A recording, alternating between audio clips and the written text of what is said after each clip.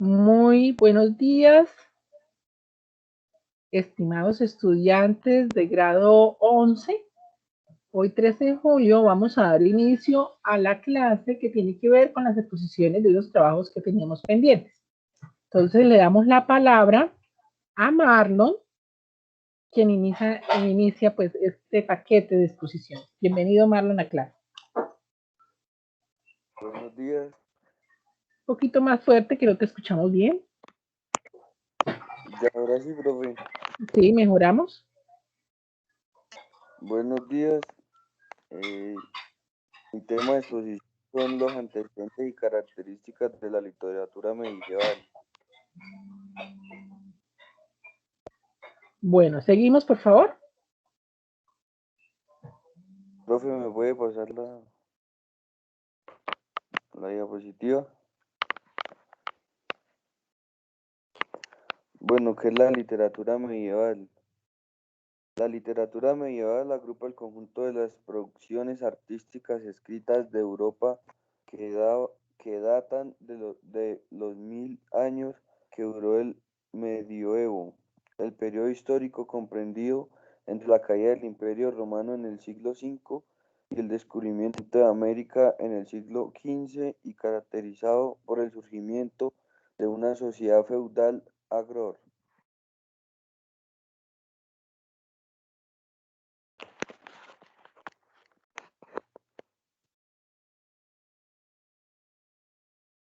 ¿La puede pasar, profe? Bueno, el contexto histórico es, la historia medieval puede dividirse en tres etapas en las cuales la literatura tuvo su participación. Estas son la Alta Edad Media, que en el periodo la literatura es escrita en latín, este idioma que se había manejado en los territorios del Imperio Romano y que permanecía activo en la Edad Media hasta que fue sustituido por la aparición de las lenguas romances. La plana Edad Media. En esta época se desarrolló durante los siglos XI y XIII. En este tiempo se desarrollan las lenguas romances, la épica y la poesía con narraciones de hechos heroicos amorosos. La Baja Edad Media se desarrolla entre los siglos XIV y XV. En esta época se desarrollan grandes cambios sociales. En el campo de la literatura nace la novela de caballería y el teatro profano.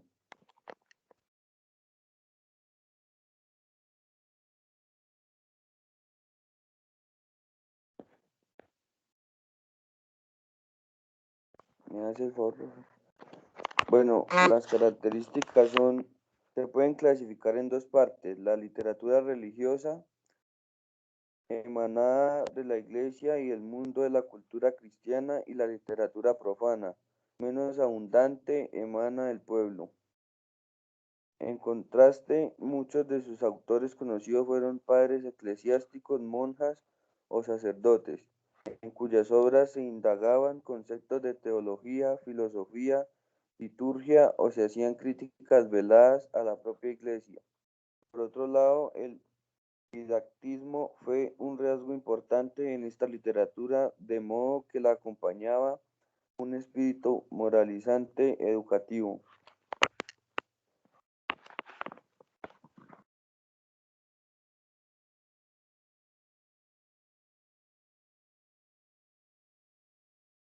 Me hace el favor y me la pasa, profe.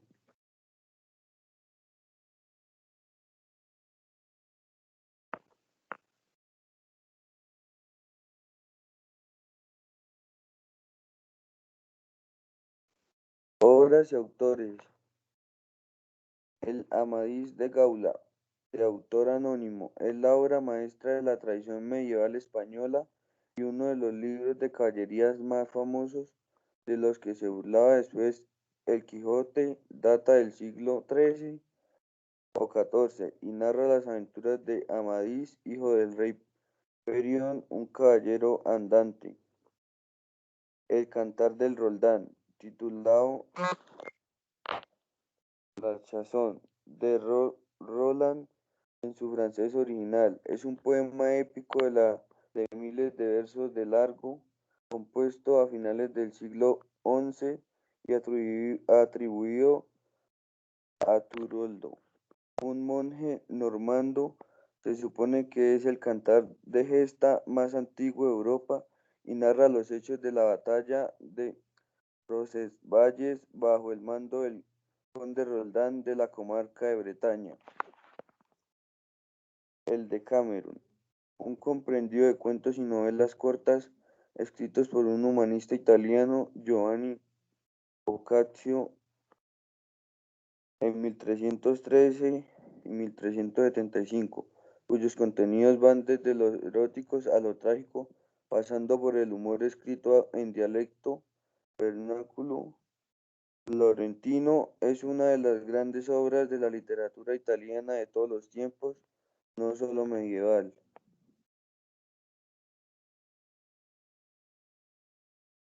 Con esa línea de tiempo de la literatura medieval.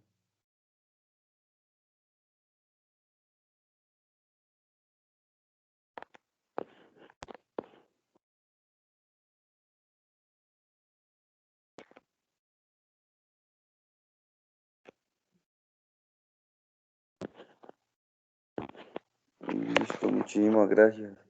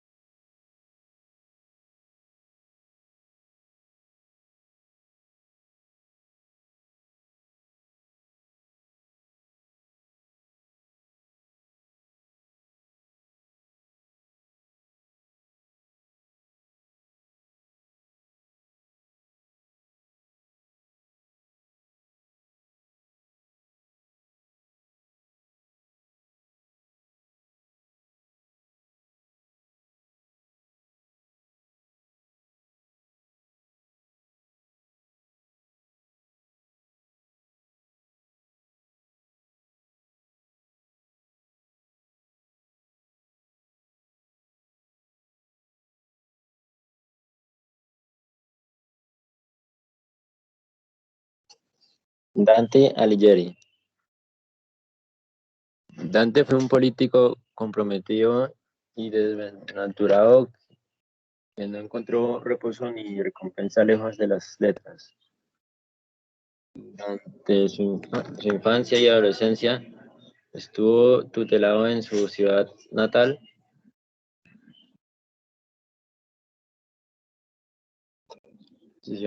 por los escritores Brunetto Latini y Guido de Cavalcati. Estos hombres influyeron notoriamente en su desarrollo del pensamiento humanista.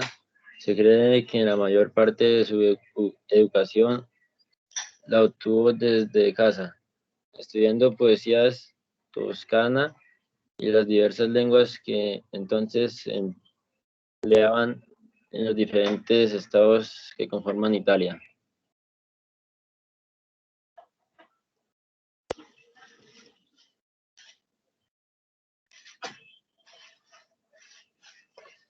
Su Divina Comedia, originalmente llamada Comedia y más tarde bautizada como Divina por Boccaccio.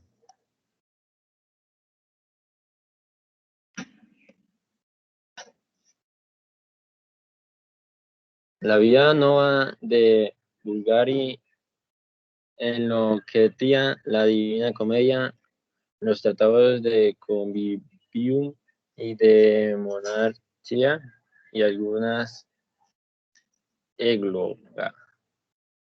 Estaba completamente familiarizado con la tradición clásica, dibujando para sus propios fines en escritores como Virgilio, Cicerón y Boecio.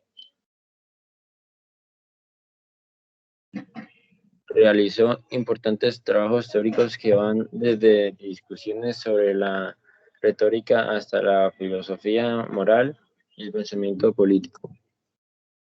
Al terminar Paraíso, murió en 1321 a los 56 años cuando regresaba a Ravenna de una misión diplomática a Venecia, posiblemente de malaria contraída de allí.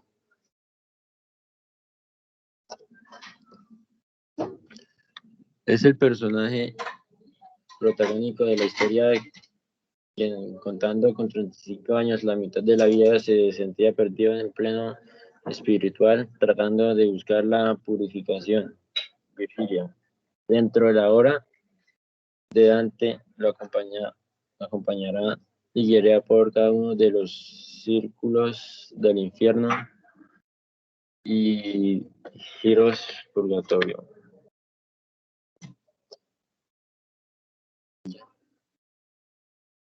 Gracias.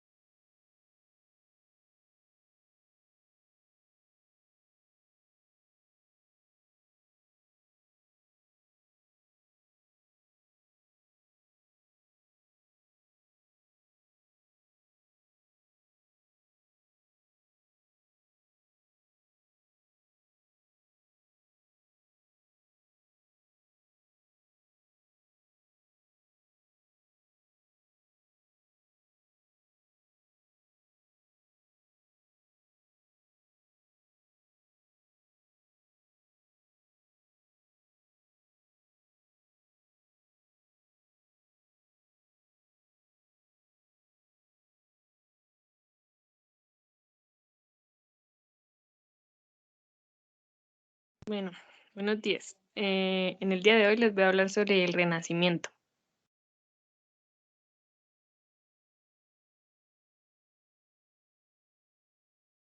Pásela, José.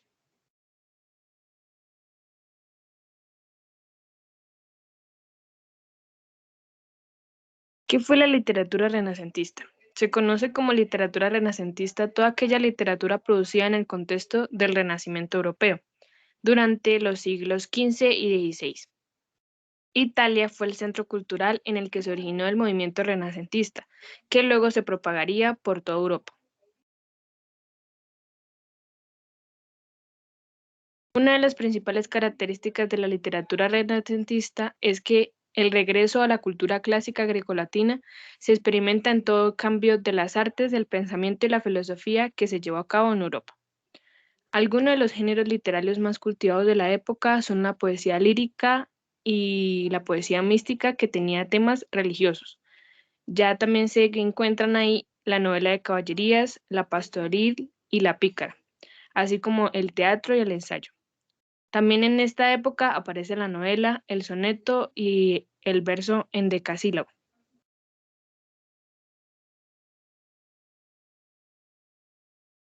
Ahora vamos a ver el Renacimiento en diferentes países.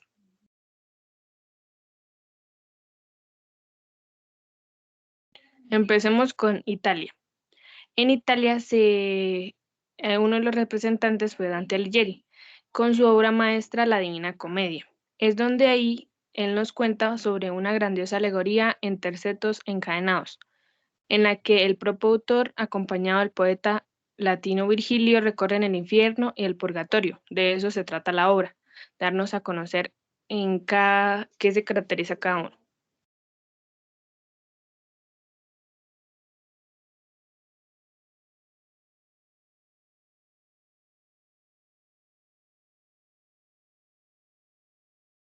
Pásela, José.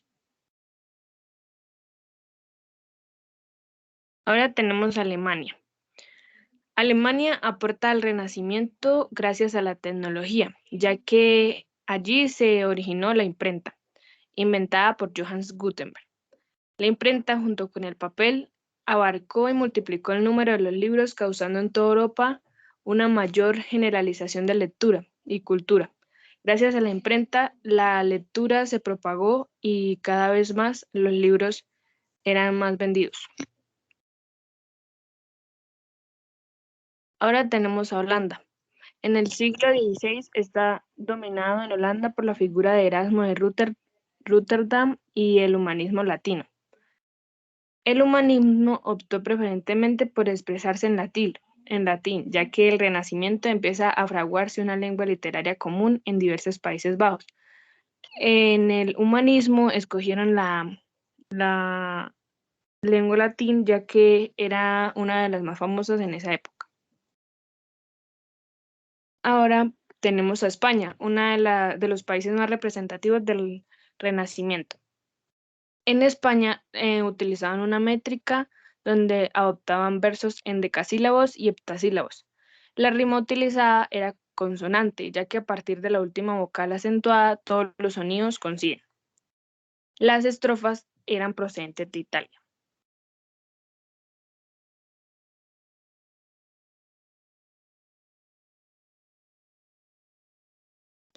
Asimismo, en España aparecen géneros característicos como la egloga, donde los protagonistas son pastores idealizados, la oda, la elegía o la epístola.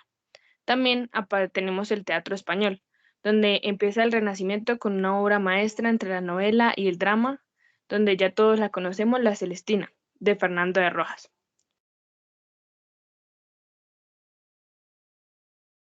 Y tenemos a Francia e Inglaterra. Francia tuvo su gran poeta renacentista en Pierre Rosal, que encabezó el grupo literario de Pléyade junto con Joachim du Villay y formando por 7 bates.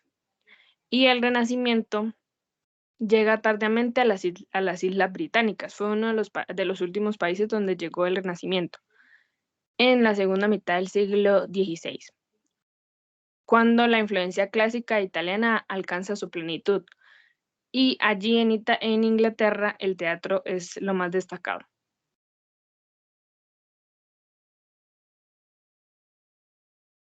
Listo. Gracias por su atención.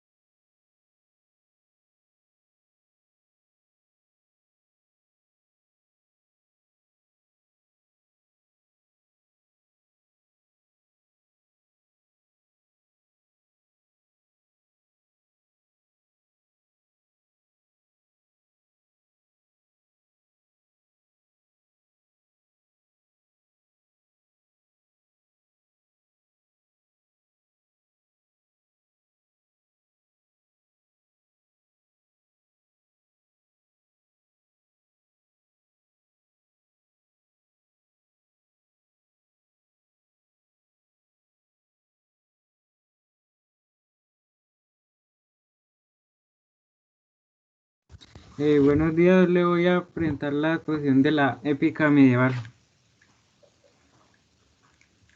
Pásala.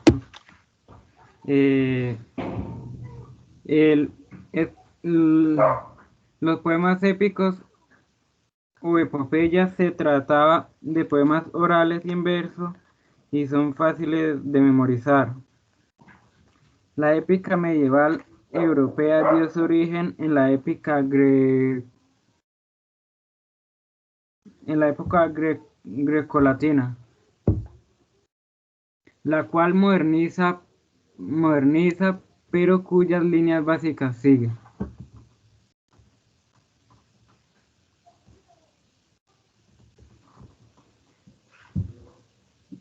La épica es universal en tiempo y espacio, tanto que casi es imposible definirla.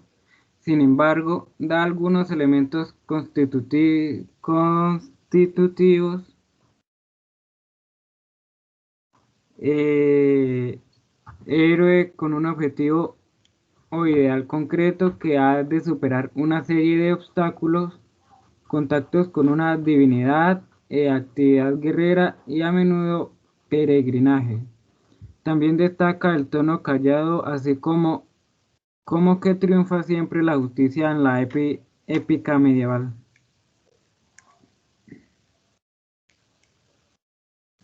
Obras y sus autores. En la época antigua, literaturas orientales, el poema de la creación.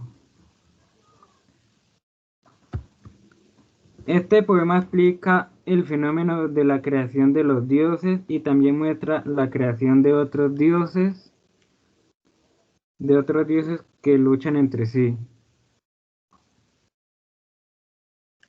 Como el cielo, la tierra y el mar, además muestra la creación de otros dioses que luchan entre sí, hasta que el dios Marduk vence y crea al hombre de barro y le infunde su propia sangre.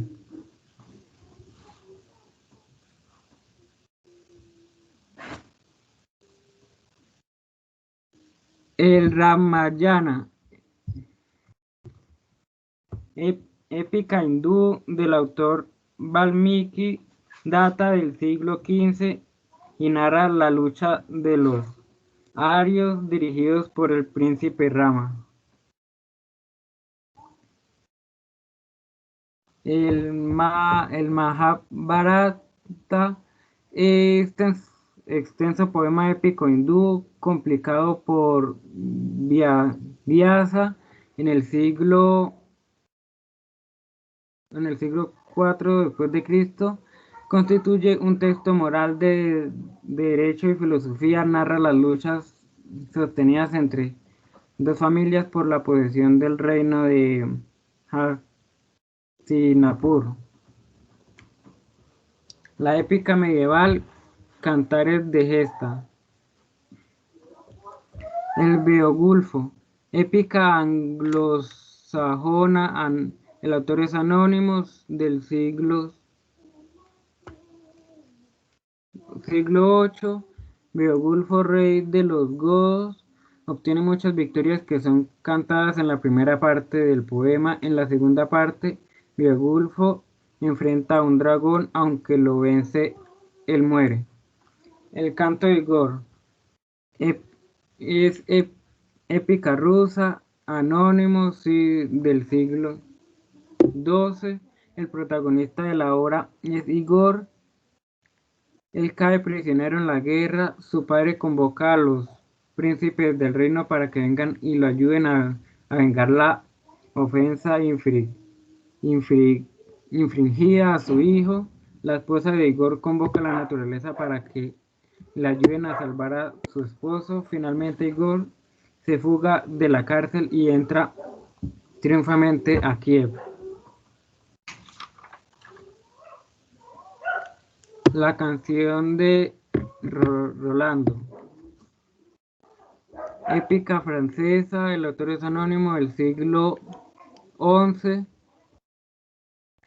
Carlomagno se propone luchar contra los moros de España.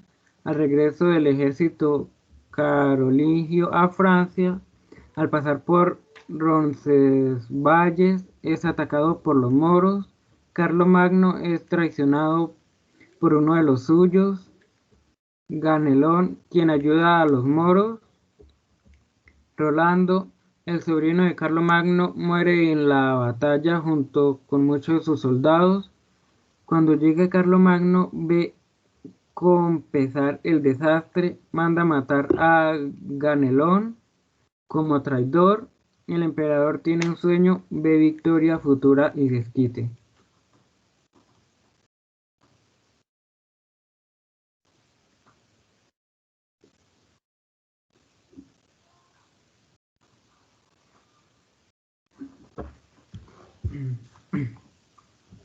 El mío Cid, épica española, el autor es anónimo, es del siglo XII, Rodrigo Díaz de Vivar, el Cid campeador, sale desterrado de Castilla por el rey Alfonso VI, deja a su esposa doña Ximena y a sus hijas doña Elvira y doña Sol en el monasterio de San Pedro de Cardeña.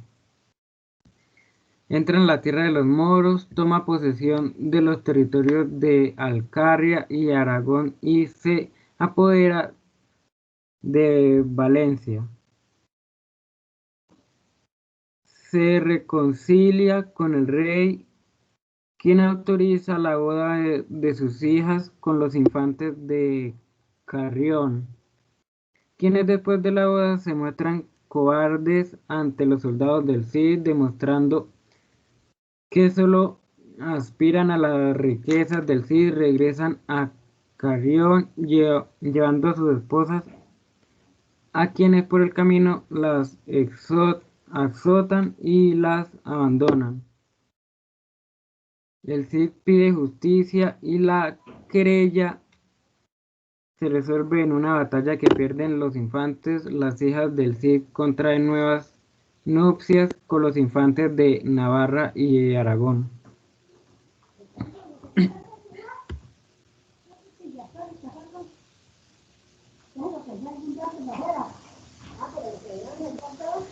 Gracias. Bueno,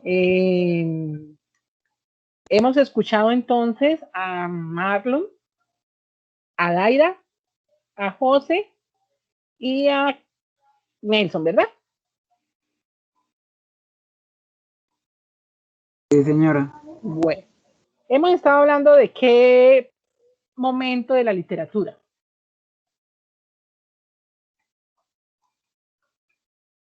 De la literatura medieval, ¿cierto? Y aquí voy a darle paso a Juliet, me parece que era Juliet, quien tenía el otro pedacito sobre literatura medieval. Juliet, ¿sí eres tú? Yo, profe, yo tengo el otro pedacito de la literatura medieval. Yo, Categoneco. ¿Y Juliet está por ahí? Sí, señora. ¿Cómo?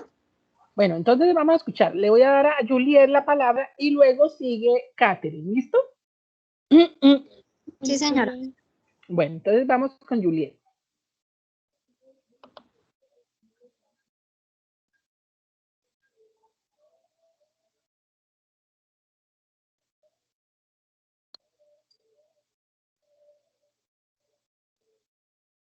¿Listo, Juliet? Listo, profe, estoy cerrando la diapositiva. Ya, ¿No la gracias. estás viendo? Ya, ¿cierto? Ya, gracias. Bueno. ¿Qué es la literatura medieval? La literatura medieval agrupa el conjunto de las producciones artísticas escritas de Europa que datan de los 1000 años que duró el medievo, en el periodo histórico comprendido entre la caída del Imperio Romano en el siglo V y el descubrimiento de la América en el siglo XV, y caracterizado por el surgimiento de una sociedad feudal agraria. Las características se pueden clasificar en dos partes: la literatura religiosa, emanada de la Iglesia y del mundo de la cultura cristiana, y la literatura profana, menos abundante, emanada del pueblo. También presentó un predominio absoluto de los valores cristianos en sus diversas formas de literatura, desde la lírica hasta la narrativa. Abundan los textos anónimos, especialmente en la literatura profana, con diversas versiones provenientes de la tradición oral popular. En contraste, muchos de sus autores conocidos fueron padres eclesiásticos, monjas o sacerdotes, en cuyas obras se indagaban conceptos de teología, filosofía, liturgia, o se hacían críticas veladas a la propia Iglesia.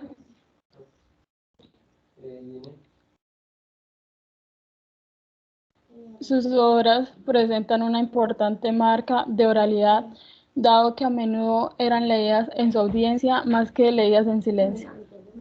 Y ello se traduce en un predominio importante del verso, ya que facilita la memorización de las líneas. Inicialmente fue compuesto en latín, pero a medida que avanzaban los siglos comenzó a escribirse en las lenguas vernáculas. Por otro lado, el didactismo fue un rasgo importante en esta literatura, de modo que le acompañaba un espíritu moralizante educativo. Los géneros más cultivados fueron el drama, las sagas, la fábula, la lírica y hacia el final del medievo, la novela.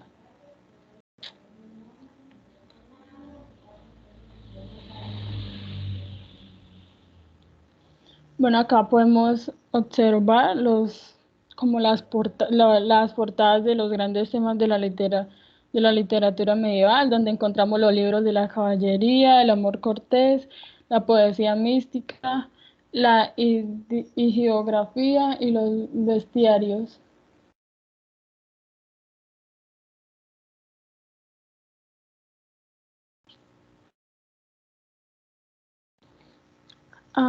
En este también observamos las obras y los autores de la literatura medieval, como Amadís de Gaula, Tolkien, el Cantar de Roldán, Cantar del Mío Cid, el Cantar de los Nibelungos de Cameron y los cuentos de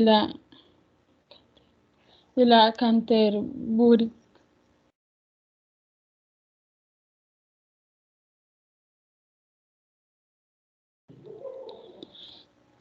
En este vemos la literatura carolingia, que fue el carácter de la literatura en el sur de Europa, en los territorios que hoy ocupan España, Francia e Italia.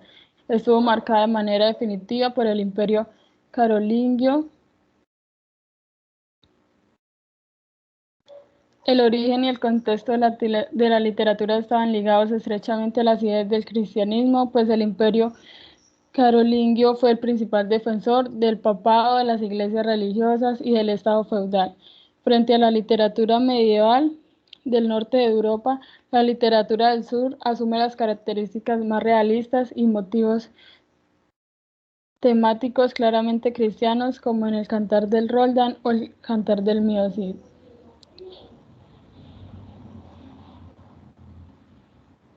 Bueno, muchas gracias. Esa fue mi presentación.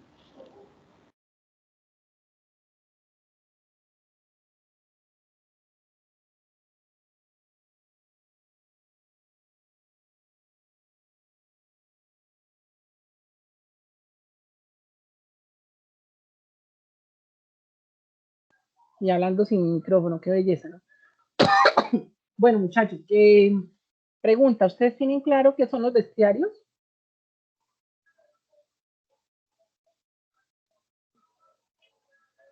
¿No? Juliet, ¿qué conseguiste de los bestiarios?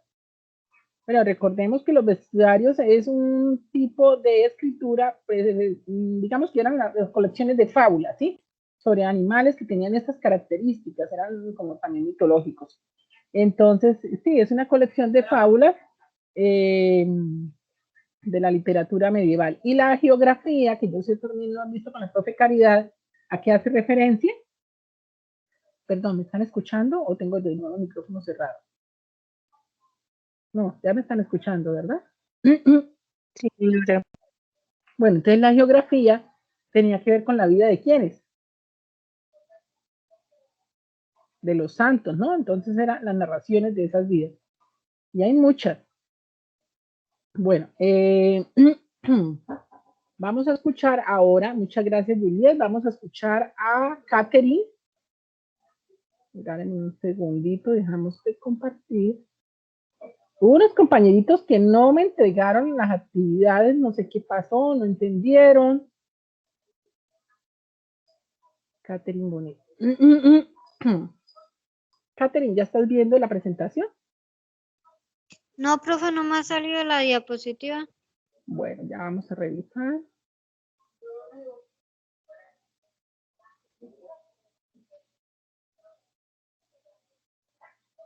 ¿Ahora? Ahora sí. Listo. Puedes empezar. Bueno, primero que todo, buenos días para todos. La exposición que a mí me tocó, el tema, es la narrativa medieval.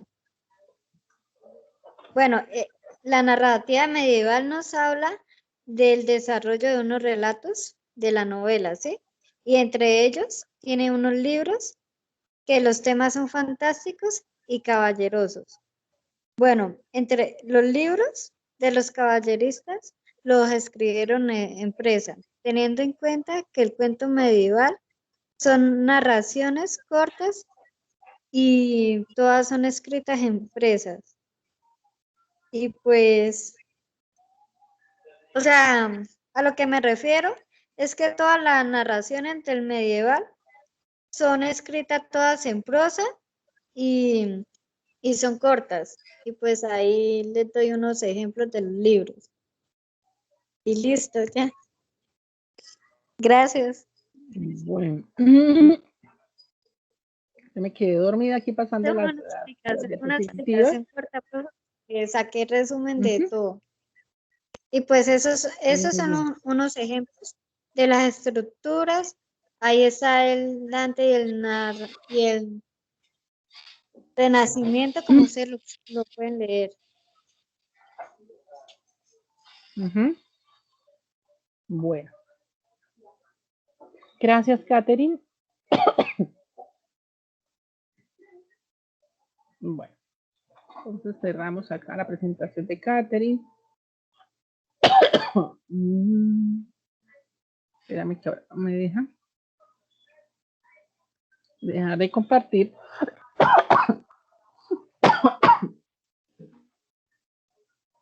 Bueno. Con Catherine cerramos literatura medieval prácticamente. Entonces recordemos que existen diferentes manifestaciones. Entonces teníamos la novela Cortés, ¿cierto? La novela de caballerías, el cuento medieval. También tenemos narrativa en verso, porque aparecía el cantar de gesta y los romances, que es un tipo de narrativa en verso, con que sus temas pues eran amorosos. Dentro de la épica medieval pues encontramos el cantar de los Nibelungos, el cantar de Roldán, los Bluetooth, y también encontramos el Lazarillo de Tormes, pero ese ya hacía referencia a España, que lo trabajamos el año pasado, ¿lo recuerdan?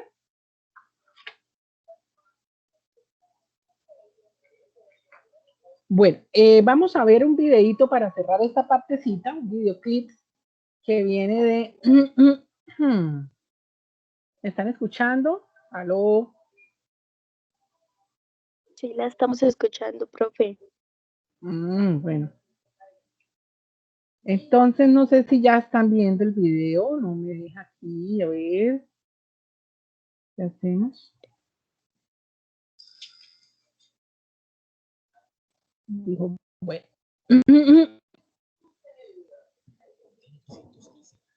Bueno, esperen, porque es que esta cosa no me permite. Si hay alguna interferencia o algo, igual este video lo podemos encontrar en YouTube, ¿sí? Yo les paso más tardecito el link del enlace para que podamos. Pues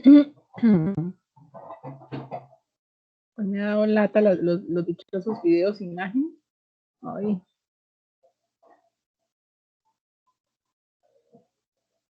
Voy a darle aquí que es completo. ¿Ya están viéndolo?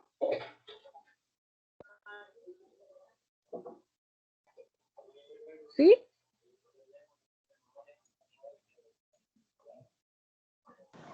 Sí, señora. Sí. José, ¿ya están viendo el video?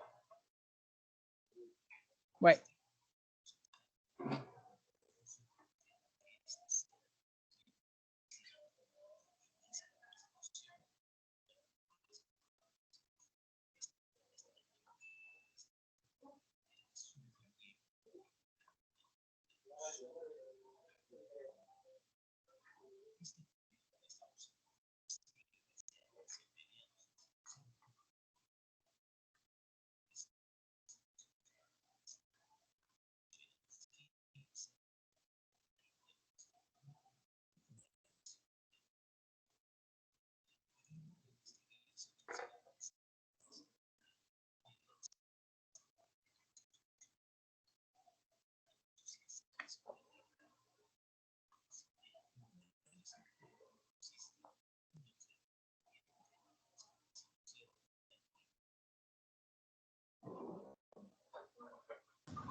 Profe, ¿Sí? no sé si es que no tiene audio, pero no estoy escuchando. ¿Los demás sí están escuchando o no? Profe. No. ¿No? No, señora. Ay, no me habían dicho. Bueno, espérame tantico. A ver, más acciones. Hoy me ha tomado el pelo los videos parecidos, me tocó videos en todos los salones. Vamos a ver. Y al darle, me estoy en mi pestaña. Aquí, a ver si ahora sí. Ay, pero es que no. Bueno, vamos a hacer una cosa. Van a seguir ustedes en la exposición mientras yo trato de evacuar acá mi literatura medieval a ver qué pasa. ¿Listo? Entonces, después de dejar de... Ay, no, no es esta. Dejar de compartir. Después de la señorita Catherine, seguía Daira. Daira ya expuso, ¿no? ¿Yurley está? Yurley. La señorita Castrillón está en clase. No la veo. Bueno, de una vez y para que quede claro que los que no estuvieron en la clase de hoy deben enviar el video de la exposición al grupo de español. Esa es la nivelación. Continuamos con Luciana. Ah, no, mentiras. Carolina Celis, perdón. Sí, señora. Carolina Celis, estoy buscando sus diapositivas. ¿Cómo se llamaba su diapositiva, Carolina? ¿Juliet Moreno? Sí, señora. A mí me correspondía la lírica francesa. Bueno, listo. Entonces nos damos cuenta, antes de dar inicio a Juliet, que el Renacimiento pues es el movimiento que se dio obviamente después de la Edad Media. Entonces, perdón. Estamos haciendo un viaje por la literatura súper rápido. ¿Listo? Juliet, estamos en sus manos. Listo, profe. Entonces a mí me corresponde la lírica francesa en el Renacimiento. La lírica francesa pues, fue comprendida en el siglo 1450 y 1550. Trajo consigo nuevos cambios a la poesía francesa. Del humanismo se derivan distintos temas como la nueva imagen que el hombre se hace de sí mismo. En la escuela leonesa se le denomina así a un grupo de escritores bajo la influencia de Maurice Sèvres, no sé cómo se pronuncia. Sèvres, listo. Sí. Uno de sus objetivos eran el interés por el humanismo, que sus obras eran inspiradas en amores frustrados, fundamentación filosófica en las ideas platónicas y su influencia estilística que se basaba en la elipsis y la metáfora. Bueno, aquí vienen sus representantes de la escuela leonesa, que eran Maurice Sever, algo así. También Michael Montaigne y Francois Rabelais, algo así. Bueno, empezamos con Maurice. Él fue un poeta francés que fue considerado el fundador de la llamada Escuela Leonesa de Poesía. Nunca puso su nombre en las obras que publicó, pero se tiene la certeza de que eran suyas. Una de sus obras más destacadas fueron El deplorable final de Fiammetta, otra Ecloga sobre la muerte de Monseñor el Delfín, y Delia, objeto de las más altas virtudes. Michel Montaigne fue un filósofo, escritor, humanista y moralista francés del Renacimiento, autor de los ensayos y creador del género literario conocido en la Edad Moderna como ensayo. Ha sido calificado como el más clásico de los modernos y el más moderno de los clásicos. Una de sus obras fue escrita en la torre de su propio castillo entre 1562 y 1592 bajo la pregunta ¿qué sé yo? Y por último, Francois Rabelais, que fue un escritor médico y humanista francés. Usó también el seudónimo de Alcofibras Nacier, en anagrama de Francois Rabelais, y el de Serafín Coloborsi, otro anagrama. Ay, no me dejo Y sus corregirte eso. obras,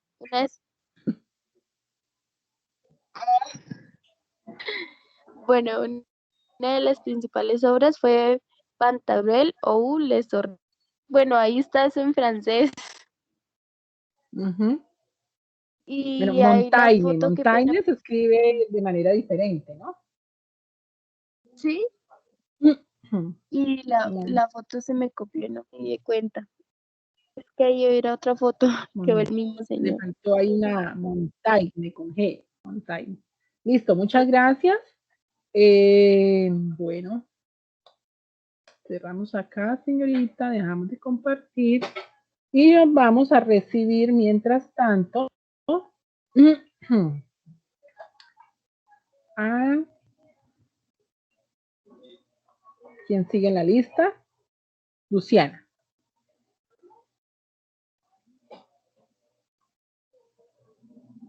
Vamos a hablar sobre literatura narrativa italiana, ¿no, Luciana?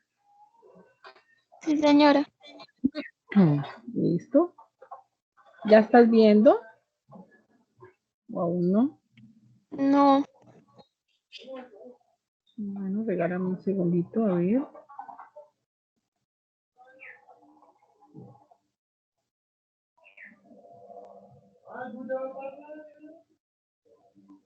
¿Listo? Sí, señora. Bueno, Listo, Luciana. a mí me tocó el tema de la narrativa italiana. Bueno, ¿qué es la narrativa italiana? Se denomina narrativa italiana a toda producción literaria que se haya desarrollado en idioma italiano y por escritores italianos dentro o fuera del país, pero en especial comprende obras desarrolladas en épocas previas a la creación o constitución del Estado. Durante el siglo XIII incrementa y se empieza a observar una serie de sermones que habían sido conservados en lengua italiana y que habían sido escritos por muchos de sus integrantes. ¿Me la pasa, por favor?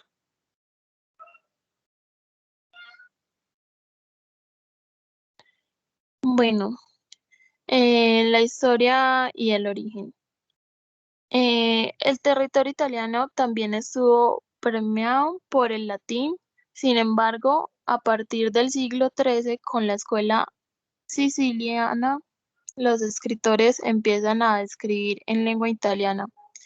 Al tiempo, en la península italiana aparece un movimiento poético que implementa ritmos y sería el primer formato en el que aparece la lengua italiana vernácula.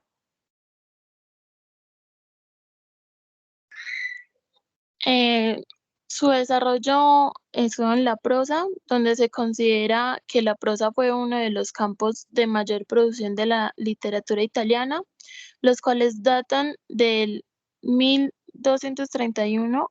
En principio se trataba de avisos breves, de manera que las primeras manifestaciones en prosa no eran exactamente literarias. La comedia del arte, también conocida como la comedia del arte italiana, constituyó en un tipo de teatro ambulante de carácter popular que inicia en el siglo XIV en el siglo XVI y que mezcla una gran variedad de elementos como lo son las tradiciones carnavalescas y el teatro literario del Renacimiento, habilidades acrobáticas, la mímica y entre otros.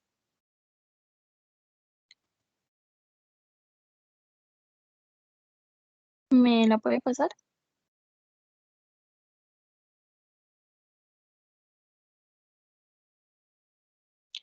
Bueno, las características, bueno, el contenido, que especialmente durante el surgimiento y avance de la literatura italiana, los temas más frecuentes serán todos aquellos que estén relacionados con las hazañas de los héroes y de la época clásica o antigua.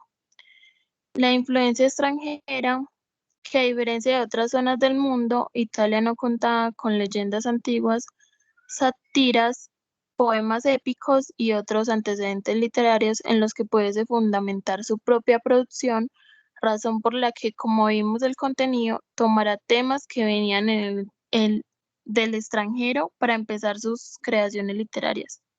Y el lenguaje, como mencionamos, uno de los aspectos más relevantes de la literatura italiana tiene que ver directamente con la lengua, dado que el lenguaje italiano procede directamente del latín.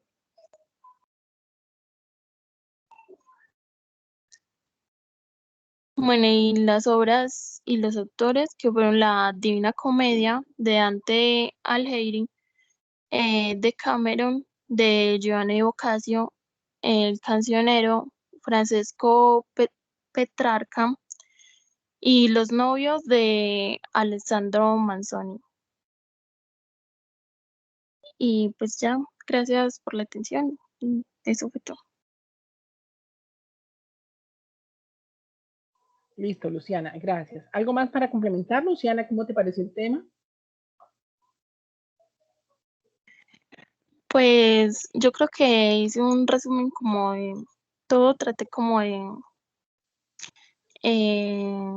que tuviera como todos los complementos que tenía la narrativa italiana y pues ya. Listo, bueno, gracias, Luciana. Continuamos entonces vamos a mirar a ver quién es el otro artista que viene a acompañarnos el día de hoy.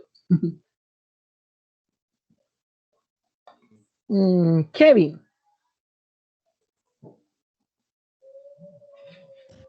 Hola, Kevin. profe. ¿Dónde estará Kevin?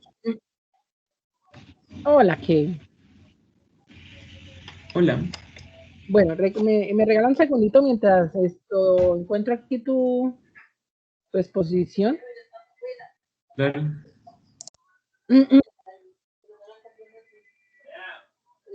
Mientras tanto, pues cuéntanos cuál era tu tema de exposición, Kevin.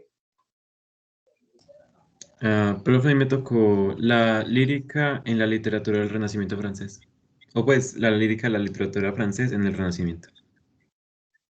Listo. Estoy buscando acá en descargas. La lírica. Sí, creo que es esto. Bueno, es que esta presentación no la tengo donde están todos. Kevin ya sabe por qué. Sí. Entonces, listo. Ahora sí.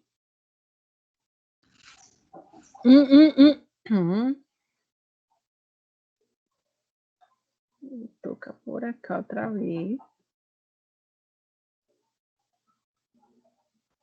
¿Me dices si ya la estás viendo, por favor?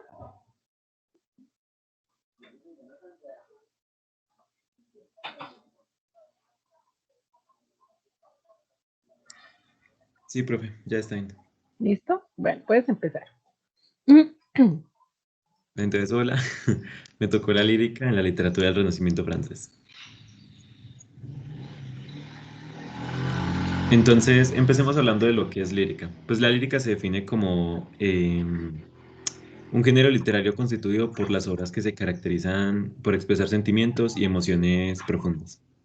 En la lírica, el autor puede transmitir sentimientos, emociones o sensaciones subjetivas respecto a una persona u objeto de inspiración.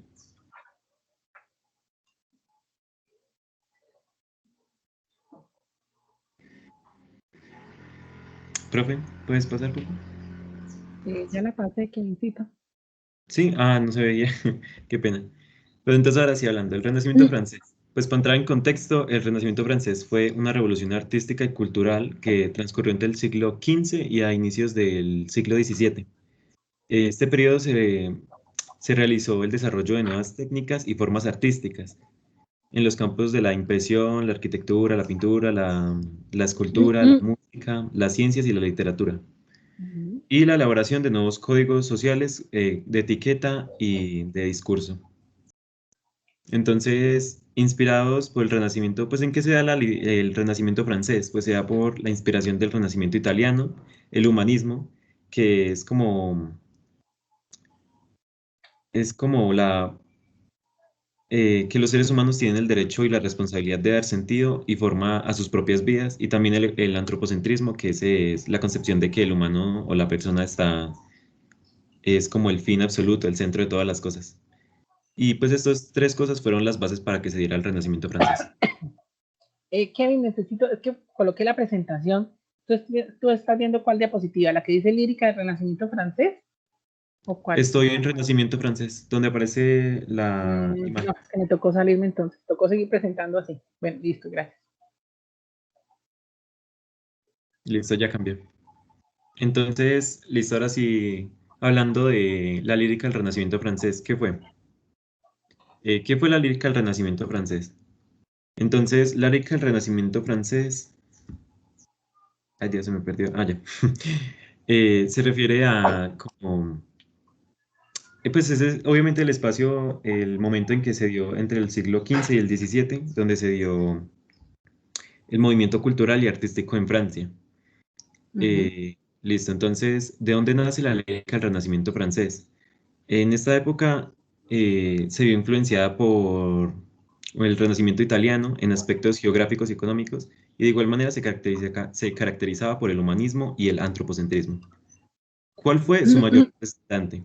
Pues el mayor representante de la lírica del Renacimiento francés fue Pierre de Rosand, que fue un escritor y poeta francés que lideró un grupo poético llamado La Pléiade, perdón, la Pléiade, y esta trajo de vuelta la poesía a la lírica francesa. Listo, entonces, ¿qué caracteriza a este? Pues a Pierre de Rosand. Los temas que trabajaba Pierre eran muy centrados en lo que era el tiempo y el amor, y pues eso lo caracterizaba. ¿Y qué caracteriza a la lírica del Renacimiento francés? Pues a esta la caracteriza porque se muestran sarcasmos y neologismos en sus obras, pues esto gracias al grupo de Pléiade, bueno, sí. La Pléiade. Pléiade, porque ya tienen la primera ahí. Es una palabra esdrújula. Entonces, Pierre de Ronsard, pues es una biografía del más representativo de esta lírica. Pierre de Ronsard nació en Couture-sur-Loire el 11 de septiembre del año de 1524. Fue un escritor y poeta que sirvió a los hijos del rey, y por este hecho pues se le nombra como el príncipe de los poetas o el poeta de los príncipes. Reconocido también por ser uno de los que lideró un grupo poético del Renacimiento francés conocido como la Pléiade, y a su vez el miembro de dicho grupo más importante. Entonces, ¿qué hizo pues Pierre de Ronsard? Junto a la Pléiade, Pierre trajo nuevamente la poesía francesa, y en sus escritos trabajó temas como el tiempo y el amor, que eran pues como lo que lo distinguía, claramente desde un punto de vista humanista y antropocentrista, que era lo que se manejaba en esa época. Y murió el 27 de diciembre de 1585. Pues sus obras fueron Odas, Los amores de Casandra, El Soto Real, Los himnos, poemas, La Franciada y otra que se llamaba, pues que se llama, porque que se llama Soneto para Helena, pero no sé por qué no lo puse. El más importante de todas estas cosas es Odas, pues que más destacó. Del resto de las obras fue Odas. Bueno, aquí tengo un fragmento de Soneto para Helena, que es una obra que hizo Pierre de Ronsard. Entonces, no sé si les, como leerlos, no, yo creo que ustedes pueden leer normal, también es muy complicado de decir. Entonces, Leamos la primera estrofa. ok. Vencido por los años, en la dulce tibieza del hogar y la luz, albos copos hilando. Dirás embalsemada, embelesada, mis versos recordando. Ronsard cantó los días de mi feliz belleza. Entonces, ¿de qué trata este fragmento? Es como, pues es poesía, obviamente. No, profe, espere, que tengo que analizarlo. Ya, tranquilo. Pues una poesía, pues sí, una poesía. Entonces, cuál es como la tesis, por así decirlo, de este fragmento? Pues esta obra está hecha por Pirre para dirigirse a su amor Helena, obviamente, pues ahí muestra. Y pues el poema entero está pues relacionado con el gran amor que él siente hacia ella. Entonces también tenemos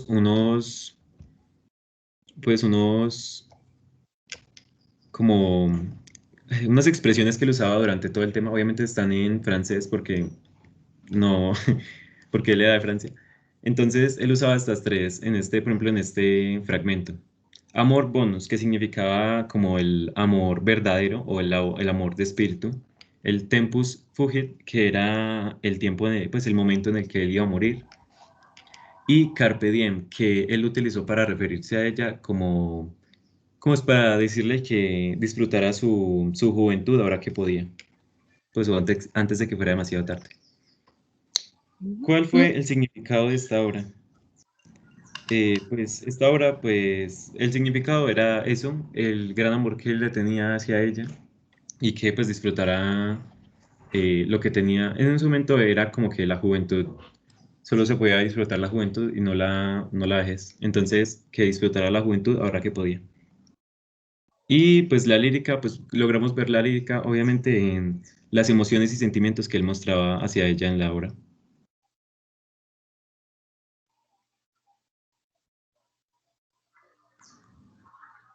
Y ya por último, pues para entender más como el contexto en que vivía la lírica europea, pues como resúmenes de las líricas de los países límites de Francia. Bueno, sí, tenemos la Entonces, la lírica, italiana y la inglesa. Creo que de la inglesa va a hablar Silvia. De la alemana.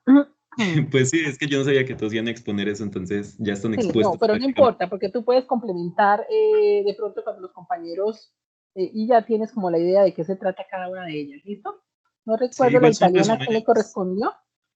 son resúmenes muy cortos. Sí, por favor, entonces lo hacemos y igual ellos complementan cuando les corresponde. Entonces, ¿la leo o Sí, dejamos hasta sí. ahí? ¿Sí? Ah, ok. Entonces, la italiana, esta se caracteriza porque se dividió en 3 escuelas para el renacimiento de su poesía, ¿cierto? En general, pues todas con el propósito de transmitir el amor y los actos puros que emana el corazón. Uno de los poetas más representativos de esta fue Petrarca, con su poesía que inspiró al mismo Pierre de Ronsard, que es pues, el de Francia. Ajá. Lírica inglesa, que comienza desde el siglo XIII, con contextos, pues contextos cortos, pero emotivos, de temas sumamente religiosos o profanos, pues, o sea, ahí como dando el contraste, o sea, o muy religiosos o profanos. Pues hasta el siglo XV, donde se inspira de la lírica francesa y latina y continúa junto a las composiciones sobre la vida y la pasión de Cristo y los cantos de honor a la Virgen María. La lírica alemana es a la llegada de los textos líricos de Alemania, pues, y es muy reciente, la verdad. Sea a comienzos del siglo XVIII, se mostraron rasgos perrománticos en sus poetas paisajistas y a finales de este ciclo la lírica se centra en exaltar la rebeldía de la juventud, la pasión y la institución creadora. ¿Ya? Bueno.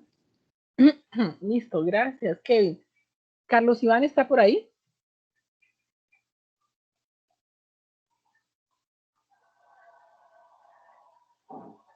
Apenas dije Carlos Iván, se desapareció. Carlos Iván. Bueno, Carlos Iván no está. No recuerdo el tema que tenía Carlos. Ah, sí, literatura inglesa, la tenía precisamente Carlos Iván. Bueno, después de Carlos continúa Silvia. ¿Silvia está en clase?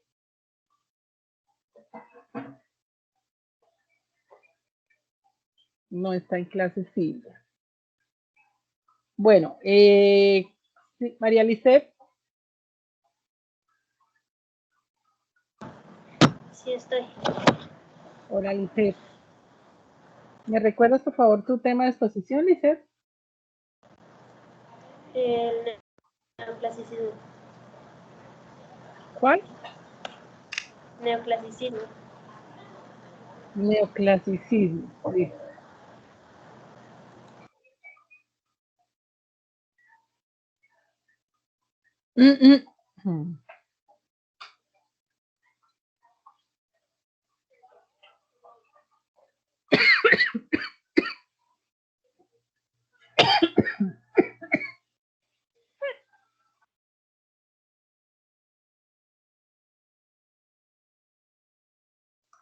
¿Usted me dice si ya ven la presentación?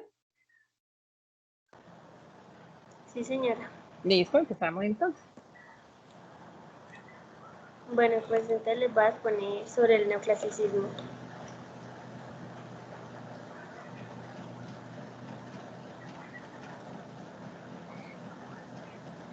El neoclasicismo fue un movimiento artístico y literario nacido en Francia que va desde el siglo XVIII hasta el siglo XIX. Se enfocaba en la renovación de valores filosóficos y estéticos clásicos. También intentó restaurar gustos por los griegos y los romanos, las normas y las culturas de ellos, y así poder imitar la perfección de sus obras. Era todo lo contrario al barroco. Esto quiere decir que solo se enfocaba en un estilo clásico, y también trabaja con valores como la libertad, el heroísmo, la idea de patria y el espíritu de sacrificio.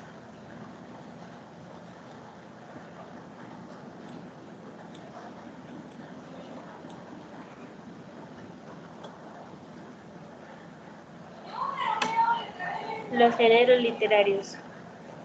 Entre esos están la poesía, el ensayo, la novela y el teatro. Esos 4 géneros tenían en común salir del estilo barroco y cambiar la literatura como ya se conocía. Entonces, la poesía.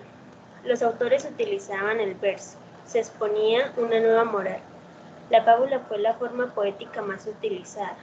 Los temas a tratar eran naturaleza, los aspectos culturales y los sentimientos, y utilizaban un lenguaje muy ligero o demasiado retórico y artificial. El ensayo era un género propiamente de los ilustrados. Utilizaban textos en prosa, se trataban todo tipo de temas, con él se da a conocer las ideas o pensamientos, y eran textos escritos con el fin de enseñar.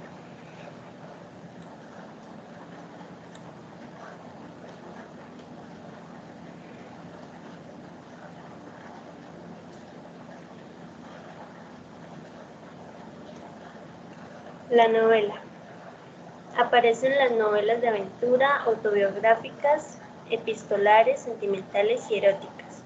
Intentan ridiculizar aspectos de la sociedad barroca. Se evidencia la crítica a la sociedad aristocrática. El teatro. Se hacía con el fin de enseñar, se expresaban de manera directa y fácil las ideas. Las historias representadas debían ser creíbles, tenían una repercusión social y moral y no mezclan géneros.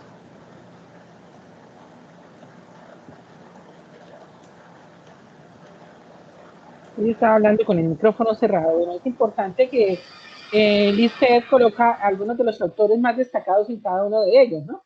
Entonces, en novela,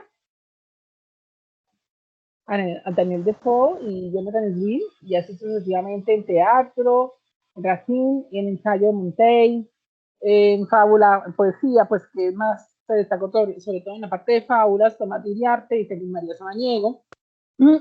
Continuamos, Lisset.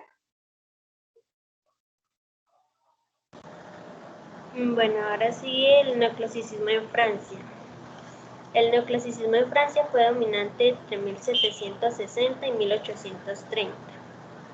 Utilizaban lenguaje depurado y a la vez se buscaba la pureza, claridad del lenguaje y sencillez en el estilo.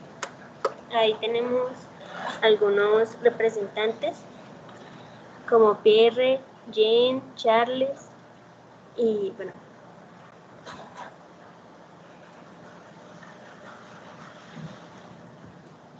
Bueno, fíjense la riqueza de estos autores, ¿no? No solamente algunos fueron escritores, sino, por ejemplo, en el caso de Voltaire, fue historiador, filósofo, abogado, ¿no? Entonces, también tenían otras actividades.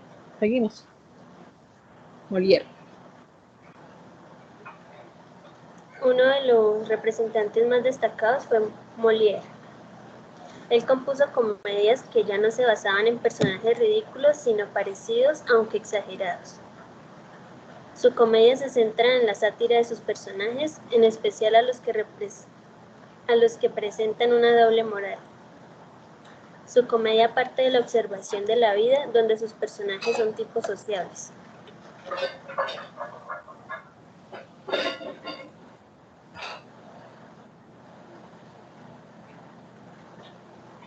Bueno, ahí tenemos algo sobre la arquitectura y la pintura. La arquitectura se basaba en las líneas rectas, sobriedad, modelos griegos y romanos. Y tenemos tres grandes arquitectos de la época. Y en la pintura se presentaba heroísmo y sacrificio en época de los romanos y griegos antiguos.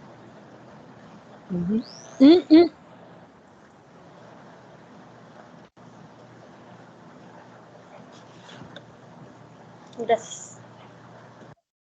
Bueno, muchas gracias, Alice. Continuamos entonces con Stephanie. ¿Me recuerdas, por favor, Stephanie, tu trabajo? Me tocó la ilustración. Listo.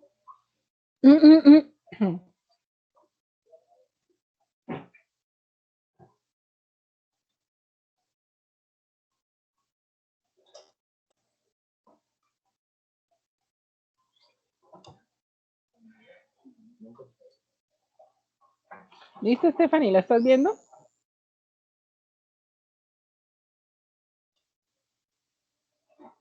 Sí, señora. Bueno.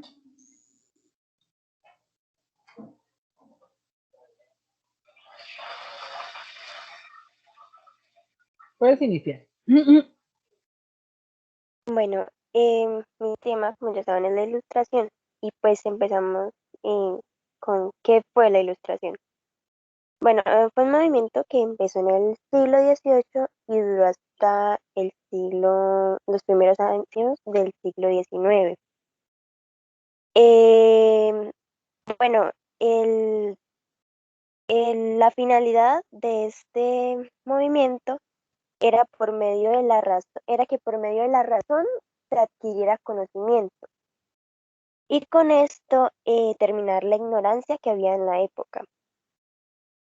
Bueno, fue especialmente activo en Francia, Inglaterra y Alemania.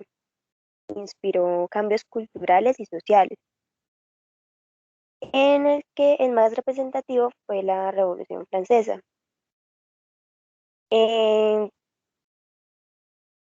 Bueno, el siglo XVIII es conocido como el siglo de las luces y el asentamiento de la fe en el progreso. Y pues básicamente es esto. Las características son las siguientes. Bueno, la primera es que La ilustración se difundía entre la burguesía, que era como la clase más alta de la época, donde se reunían filósofos, científicos, artistas y literarios, entre muchos otros. ¿Quiénes eran los que más pues adquirían libros? Porque eran los que tenían la capacidad de hacerlo. Bueno, la segunda es que según la ilustración, la única manera de adquirir conocimiento era por medio de la razón. Bueno, y que este conocimiento se adquiría por medio de la observación y la experimentación. Y la tercera era que la ilustración negaba cualquier forma de conocimiento que no procediera del análisis racional. Por esto no creía en la religión y las supersticiones, que van más guiadas a la fe. ¿Me puedes pasar?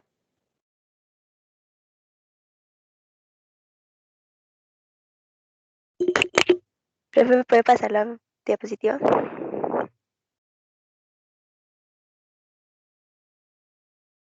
Bueno, la ilustración también tiene otros 3 puntos. La primera es que es en un contexto en el que la categoría de las personas estaba determinada por su origen familiar. Sostenía que todas las personas nacían iguales y tenían derechos naturales. También cuestionó las monarquías absolutas y el principio de que el poder del rey provenía de Dios. Y la tercera es que creía en la posibilidad de progreso tanto material como moral de las sociedades a partir de los descubrimientos científicos y tecnológicos. Confiaba en que el conocimiento podía mejorar la vida de las personas y de las sociedades.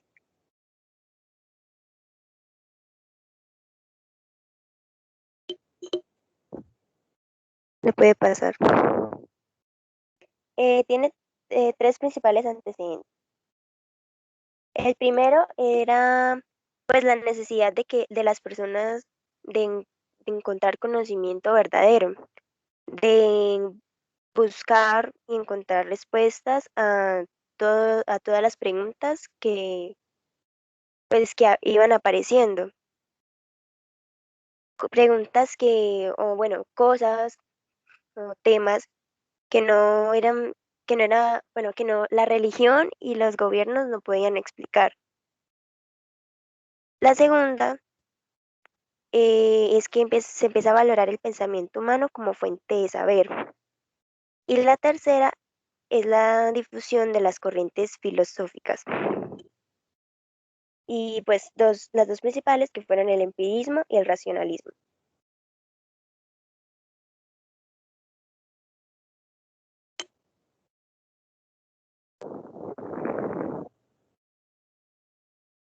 Bueno, las consecuencias son 4, primeramente. Y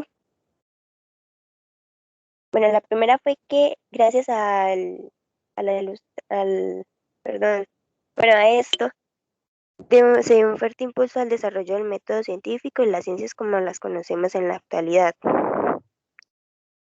En las otras monarquías, como la española, los reyes practicaron un sistema llamado despotismo ilustrado. La difusión de sus cuestionamientos al poder político vigente y de la idea de igualdad de las personas ante la ley fue una influencia importante para los criollos americanos. Y por último, en Francia, los pensadores de la Ilustración crearon una enciclopedia para reunir y difundir todo el conocimiento. Esta publicación se llamaba Enciclopedia o Diccionario Razonado de las Ciencias, las Artes y los Oficios, y se fue completando a lo largo de los años y fue el antecedente de las actuales enciclopedias, tanto materiales como virtuales.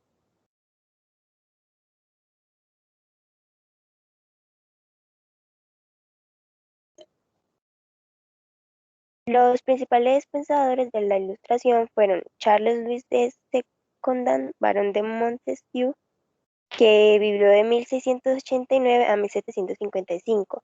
Fue un filósofo francés, escribió El espíritu de las leyes, donde establecía el principio de la división de los poderes del Estado en legislativo, ejecutivo y judicial. Eh, Jean-Jacques Rousseau, que vivió de 1712 a 1778. Nació en Suiza y una de sus obras más importantes es El contrato social, en la que pues, proponía que las personas nacen libres por naturaleza y al aceptar una autoridad que gobierne resignan parte de esa libertad por el bien general.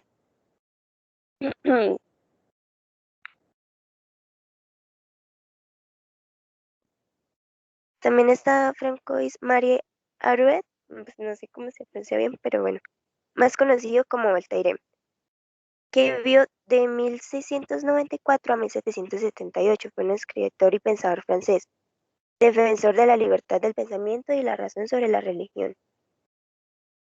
Denis Diderot, que nació en 1703 y murió en 1784, fue un intelectual francés, autor de numerosas obras y promotor de la enciclopedia.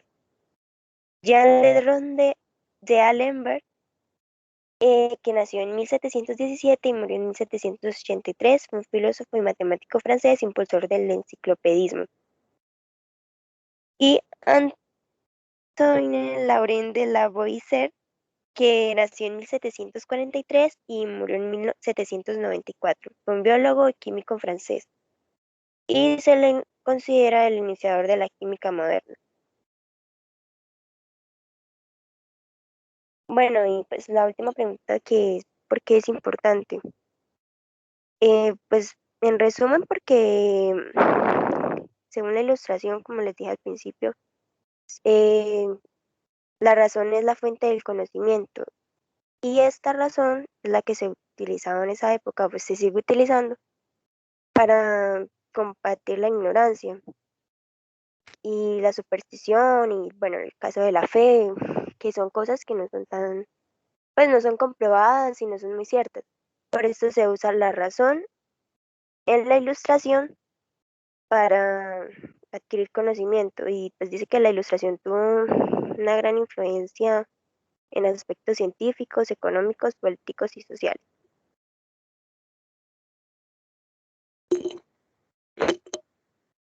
Y pues eso es como un panfleto que pues, tiene el resumen de todo lo que yo dije al principio. Y ya, gracias. Gracias, Stephanie. Recordemos entonces que la ilustración es esa etapa de la civilización europea que se caracteriza por el análisis crítico en todos los ámbitos y, como lo decía Stephanie, por buscar la realidad a través de la razón, ¿no? Entonces, continúa, por favor. Yerli Liscano, ¿está? Sí, señora. Yerli, ¿me regalas, por favor, el tema de su exposición? La narrativa neoclásica. Narrativa neoclásica, ¿sí? Sí, señora. Listo.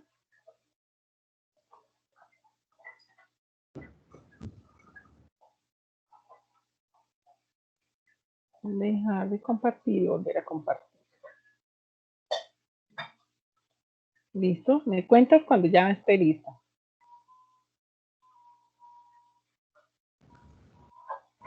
Listo.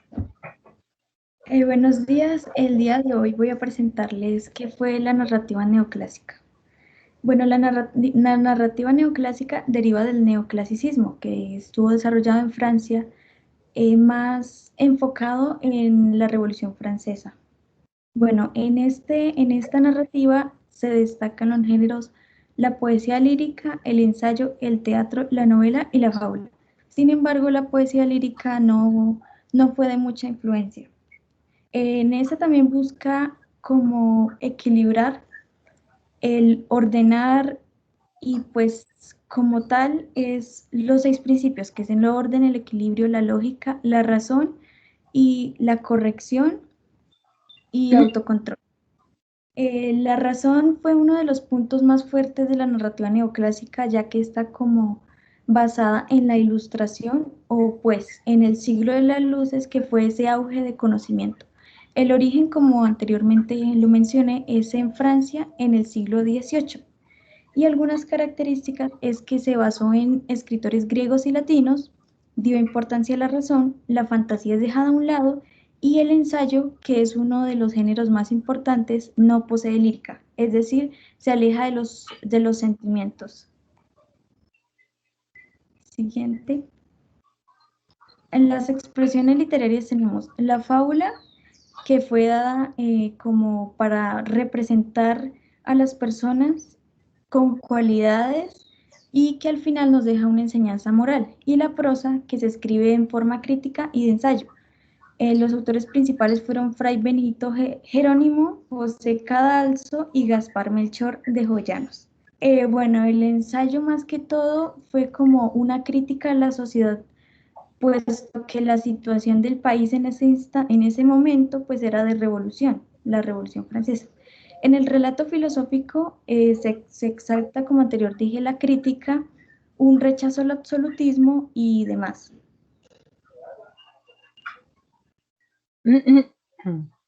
Siguiente. En el relato filosófico se destaca Voltaire y Montesquieu. Voltaire, ambos son franceses, y Voltaire se destaca por su crítica al clero y al absolutismo, y Montesquieu por poner énfasis en la libertad. Siguiente.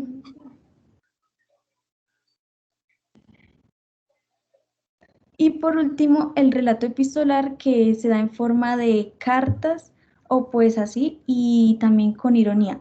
Algo más destacable en la narrativa neoclásica es que se derivan algunos movimientos o pues algunos géneros como la parodia, la sátira y los ensayos, pues como anteriormente lo dije, donde predomina la moderación, los límites y la razón. Bueno, algo también muy importante destacar es que en esta época se desarrollaron como otros medios de difusión, como lo son los panfletos, ya que pues querían incluir a las personas de bajos estratos para que también tuvieran acceso al conocimiento. Eso es todo. Gracias. Bueno, muchas gracias. Continuamos entonces con Jerry Meneses, ¿está?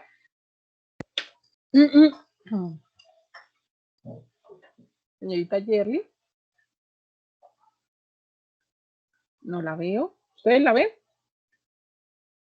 Juliana, no. ¿Han sabido algo de Juliana?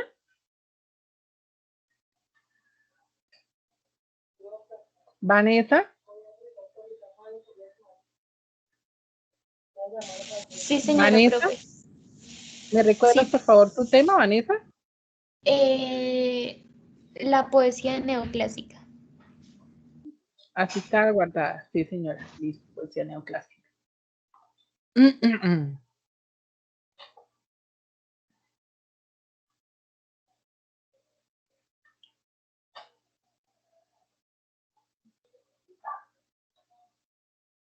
¿Me cuentas?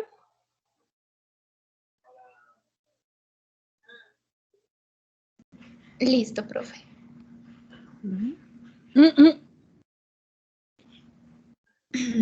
Bueno, buenos días. El tema que me corresponde a mí es la poesía neoclásica. Su contexto histórico. Este término surgió en el siglo XVIII para denominar en forma peyorativa al movimiento estético que venía a reflejar en las artes los principales intelectuales de la Ilustración. El ensayo fue el género divulgador de las ideas en este periodo, el cual se sitúa entre los años 1750 y 1825. Algunas de sus características es que hacen una búsqueda de la felicidad humana, también se da una búsqueda de universalidad en la cultura, tienen una eminentemente didáctica y moral, tienen una cultura dirigida por el Estado,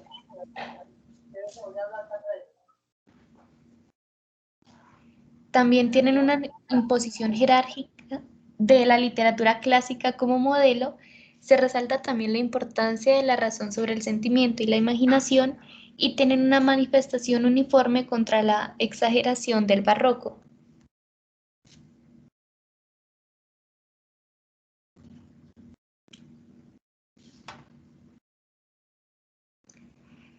Algunos temas así como importantes de la poesía neoclásica es que los poetas adoptan dos temas: el bucólico o pastoril, que trata de asuntos relacionados con la vida campestre y suele tener a pastores como protagonistas, También está la fábula, que es un tipo de relato breve de ficción que tiene como una intención didáctica y moralizante. También es una composición breve, generalmente en prosa o en verso, en la que los personajes principales suelen ser animales o cosas inanimadas que hablan y actúan como seres humanos. Se destacan Juan Meléndez Valdés, que fue un poeta, jurista y político español, también un autor de sonetos y romances, que tras los consejos que le había dado Jovellanos a sus amigos salmantinos sobre el contenido y sustancial de su poesía, comenzó a interesarse por la poesía neoclásica. Encuentra un lugar prominente en las églogas, en las que sabe captar el ambiente y la sensibilidad renacentista, como Batilo, que es una égloga en alabanza de la vida del campo. También está Tomás de Iriarte, que fue un fabulista, traductor, dramaturgo y poeta español de la Ilustración y el neoclasicismo. Fue el primer dramaturgo que consiguió dar con una fórmula que uniese las exigencias de los tratadistas del neoclasicismo literario con los gustos del público. También se resalta a Félix María de Samaniego, que fue un escritor español famoso por sus fábulas, de tono leccionador mediante moralejas. Samaniego ridiculizó los efectos humanos en sus fábulas, imitando a las grandes fabulistas Fedro, Esopo y La Fontaine. Aunque sus fábulas de Samaniego están escritas en verso, su carácter es prosaico, dados los asuntos que trata y su finalidad es didáctica. Se resaltan en sus fábulas La Paloma, Congreso de Ratones y La Sierra y la Hormiga. Se destacan 3 movimientos, como es la reacción contra el barroco, ya que el neoclasicismo surgió como una reacción frente a los excesos de era como un llamado al orden. El triunfo del neoclasicismo y el prerromanticismo, que fue un movimiento literario que se desarrolló en Europa, principalmente en el último tercio del siglo XVIII. Ya lo puede pasar. Se resaltan las obras La Rosana en los Fuegos, de la autoría de Juan Meléndez, El burro flautista, de Tomás de Iriarte, La cigarra y la hormiga, de Félix Samaniego, El delincuente honrado, de Gaspar Melchor, y Cándido o el optimismo, de Voltaire. Y ya, eso es todo.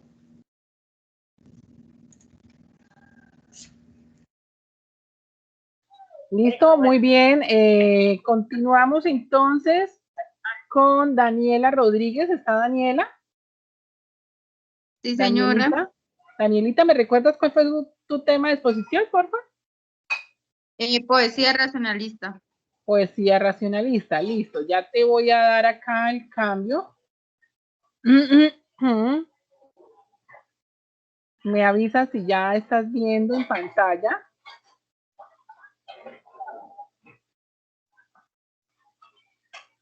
Y puedes dar inicio.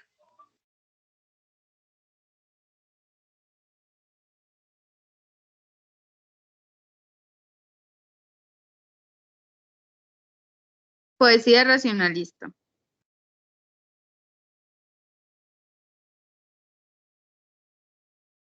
Esta lírica se caracterizó por su interés marcado en los temas derivados del racionalismo, como la ciencia y la filosofía, así como en aspectos relacionados como la moralidad, con la preocupación por los más pobres, la virtud y la fraternidad universal.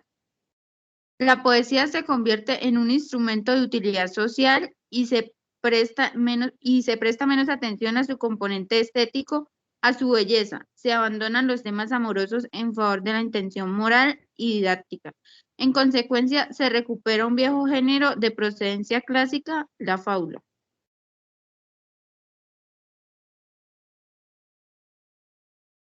Ya la puede pasar, profe.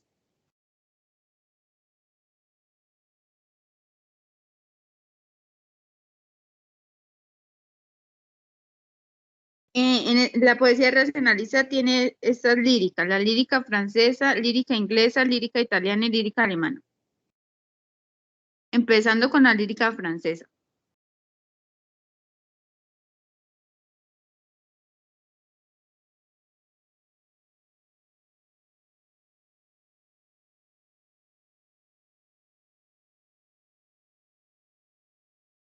El romanticismo en Francia surgió en el periodo de la Restauración como reacción contra las normas del clasicismo y el romanticismo filosófico de los siglos anteriores. El romanticismo en Francia presentó un movimiento de reacción contrario a la literatura racional, dominada por un clasicismo que ya no era exactamente un modelo de imitación de los clásicos.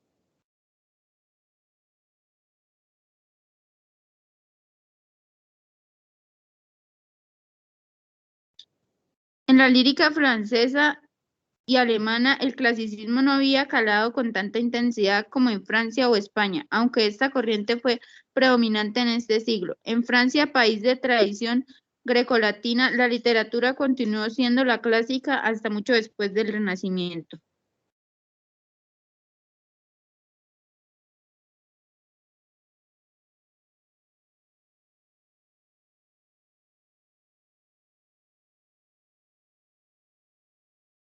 Unos autores principales de la lírica francesa son Lamartine, Alfred de Vigny, Alfred de Musset, etc. Pero los más destacados son Théophile Gaviry, fue un poeta, dramaturgo, novelista, periodista, crítico literario y fotógrafo francés. Pese a ser un ardiente defensor del romanticismo, su obra tiene referencias del parnasianismo, del que fue fundador, el simbolismo y el modernismo. Antes de decantarse por la poesía, se dedicó a la pintura y frecuentó los ambientes bohemios de París. Defensor del movimiento romántico encabezado por Víctor Hugo, cultivó los géneros más diversos. De entre sus obras líricas cabe mencionar Esmaltes y Camafeos de 1852, que sirvió de inspiración a los poetas parnasianos. Se trata de un conjunto de poemas breves que recogen una rápida impresión causada en el autor por un paisaje o un sentimiento. Un sutil juego de imágenes y una muy elaborada concisión técnica constituyen los mayores logros de estos poemas.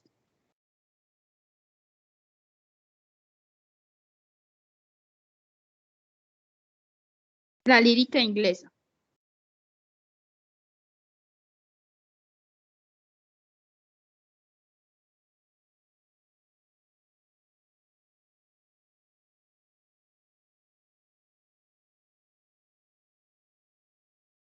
La lírica inglesa es un género relativamente tardío, pues empieza a tener importancia en la historia de la literatura a partir cuando aparecen una serie de composiciones breves y emotivas de tema generalmente religioso o profano.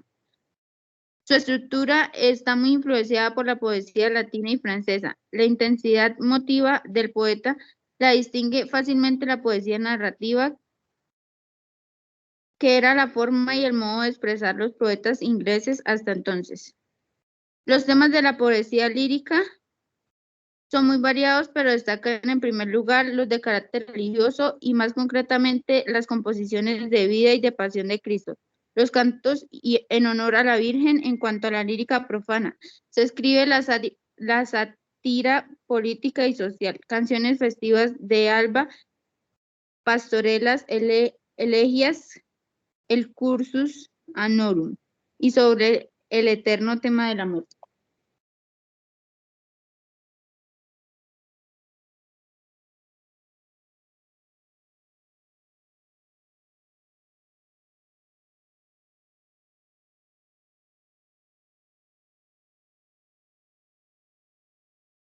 El romanticismo italiano tuvo su manifiesto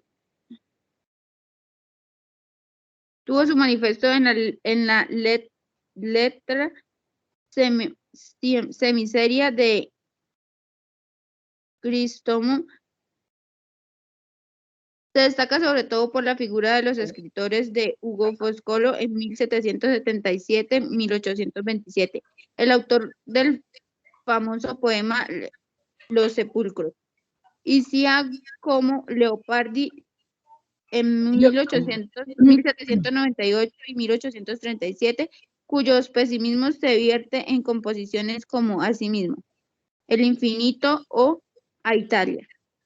El romanticismo italiano tuvo también una gran novela histórica, Promessi, Los novios de Alessandro Manzoni.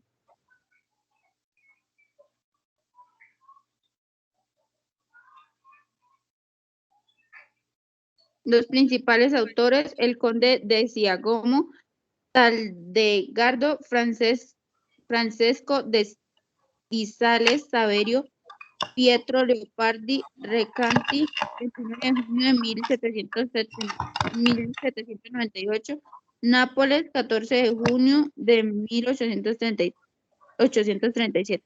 Fue un poeta, filósofo, filólogo y erudito italiano del romanticismo. Los escritores de Leopardi se caracterizan por un pesimismo profundo y sin lenitivos. Es una voz que grita el desamparo del ser humano y la crueldad de una natura impacable, que le asusa de su propio nacimiento hasta más allá de la muerte.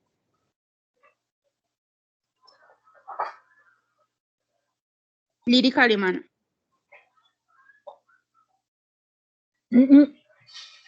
La aparición del romanticismo en Alemania es muy temprana y a comienzos del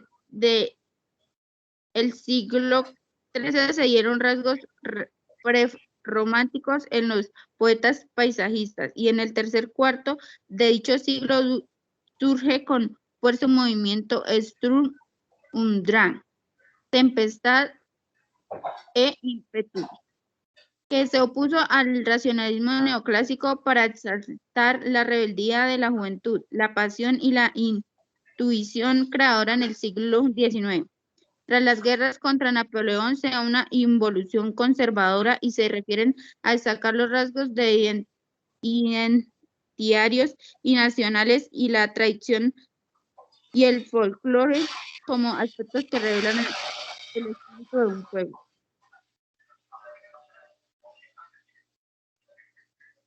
Los poetas más representativos del romanticismo alemán, además de Goethe, son el primer término de Friedrich Hölderlin, que enloqueció en 1803 y cantó con encendido entusiasmo el sentido trágico de la existencia de un deseo ideal en un mundo de angustia y dolor, y Heinrich Heine.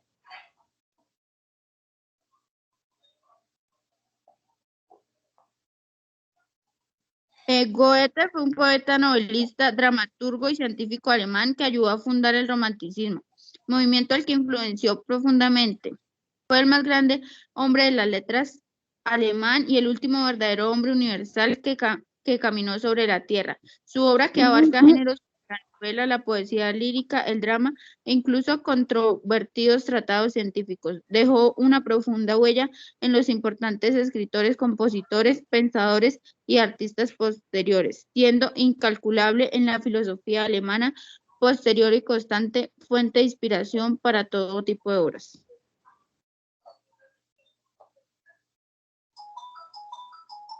Listo, Danielita, muchas gracias.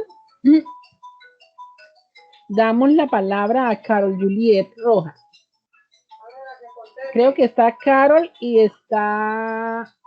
¿Lenny está en clase? No la he visto. Sí, señora. Sí, está bueno.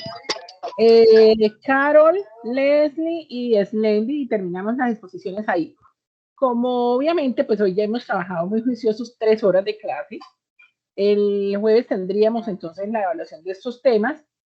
Les voy a enviar unos videitos para que por favor repasen. Me falta que sus compañeritos envíen, los que no presentaron hoy, envíen la exposición en video al grupo. Eso es un compromiso, por favor. Alguien lo escribe ahí en el grupo para que no se nos olvide, ¿listo? Los que no se pudieron presentar. Y la idea es que el jueves entonces hacemos la evaluación para cerrar esta serie de exposiciones, sobre todo lo que tiene que ver con la Edad Media y el Renacimiento. Y obviamente pues el texto que debían haber leído. No sé cómo les iría con esa lectura, pero espero que bien. Entonces le damos la palabra a Carol. Carol, ¿me recuerda por favor su tema de exposición? Profe, a mí me correspondió el teatro francés. Teatro francés, Carol. Listo, ya estoy colocando acá. Regálame un segundo.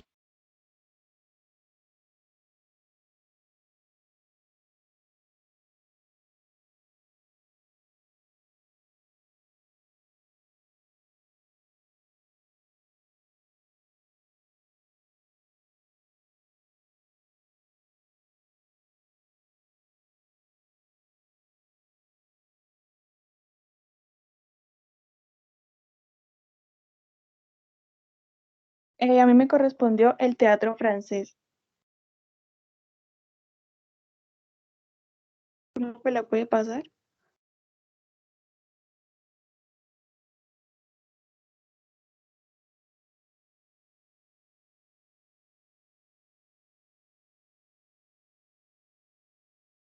Su origen.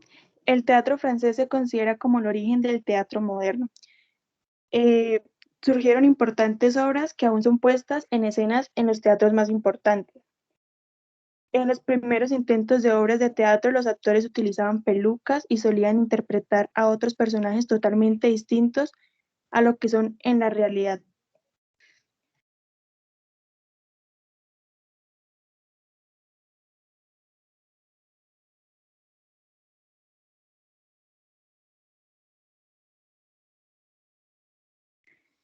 En Francia, empleaban escenarios simultáneos. Se levantaba una plataforma frente al público y allí se reunían.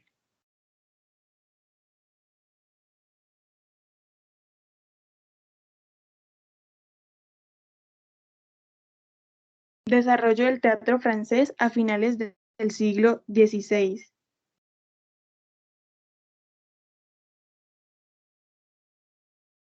En aquel tiempo no existían en París edificios expresamente dedicados al teatro, entonces utilizaban canchas de tenis cubiertas y estas las convertían en teatros.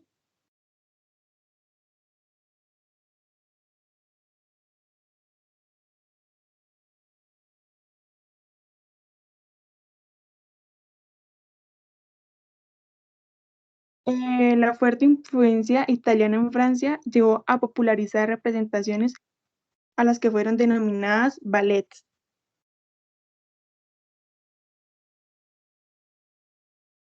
Hasta la década de 1630 y 1640. Bajo la influencia ejercida por el cardenal Richelieu, las normas neoclásicas fueron rígidamente aplicadas. Fue condenada por la Academia Francesa por violar los principios del decoro y la verosimilitud.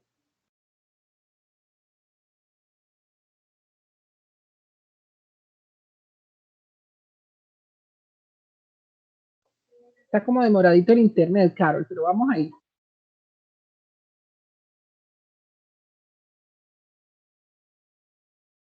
Las obras de Racine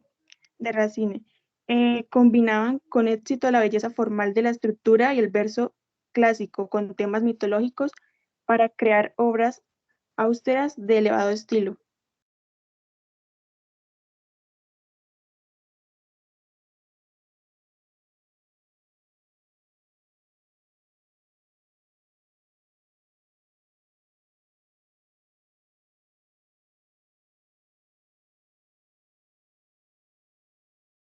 Molière era considerado como un gran dramaturgo francés.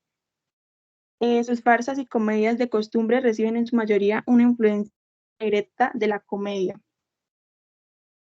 Van más allá del objetivo específico y pueden considerarse como las observaciones sobre las limitaciones y los errores del género humano.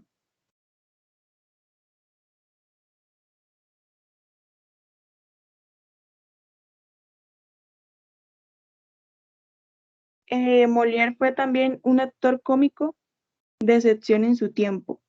Él trabajaba con el objetivo el prolífico Alexandre Hart. Sin ser el gran dramaturgo durante muchos años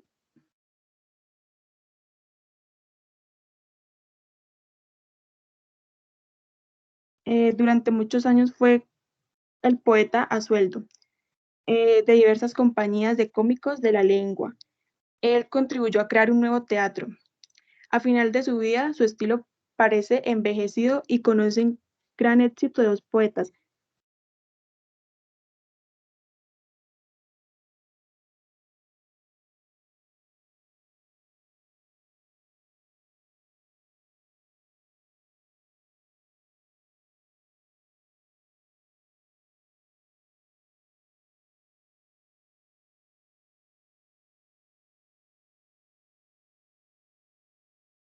Profe, ¿la puede pasar?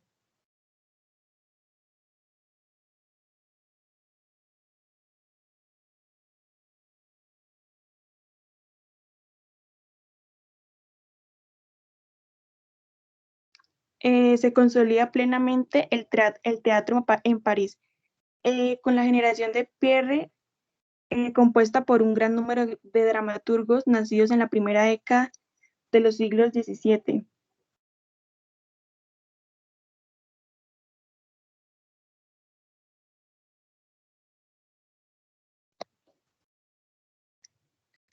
¿Cómo surge el teatro profesional? Con el evidente retraso en Francia, comparada con otros países europeos como Inglaterra y España, mientras en estos países existe un floreciente teatro profesional hacia 1590, en Francia habrá que esperar varias décadas aún para que se consoliden las representaciones dramáticas. En el siglo XVI son grupos de aficionados quienes representan el teatro humanista y lo hacen en colegios universitarios o ante la corte. Muchas gracias.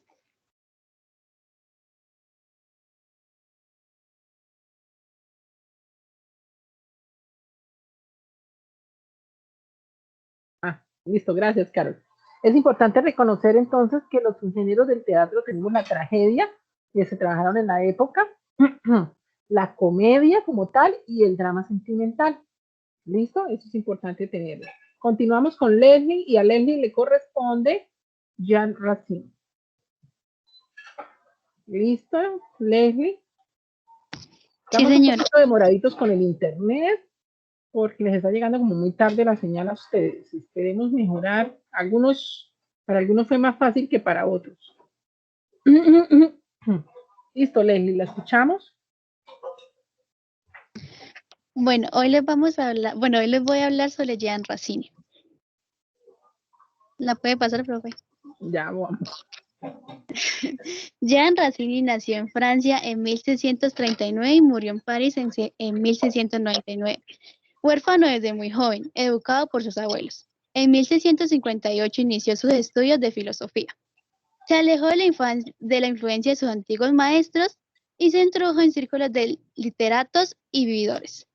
Entre 1659 y 1660 compuso una obra de 2 tragedias que se han perdido. Inició la carrera eclesiástica, pero la abandonó por la literatura.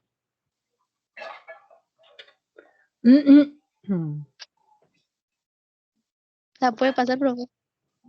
Ya la pasé. Ahí. Sus primeras obras fueron La Tebaida y Alejandro Magno.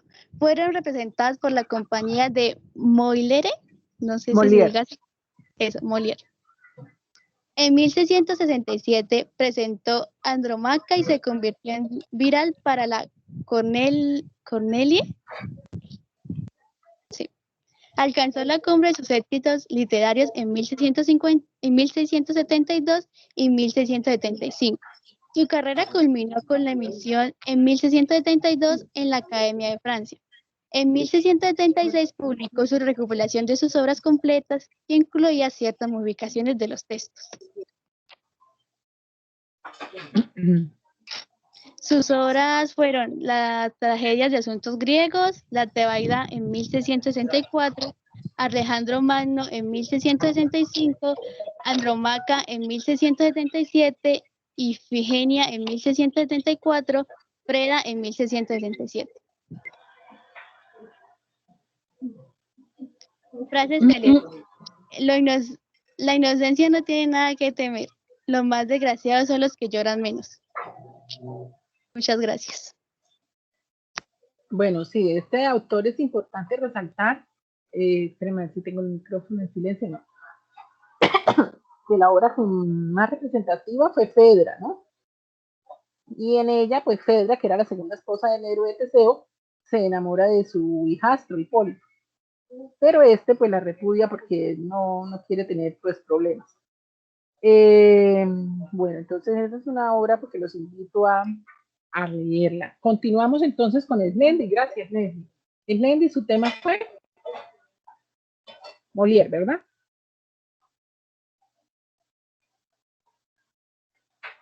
¿Está Slendy?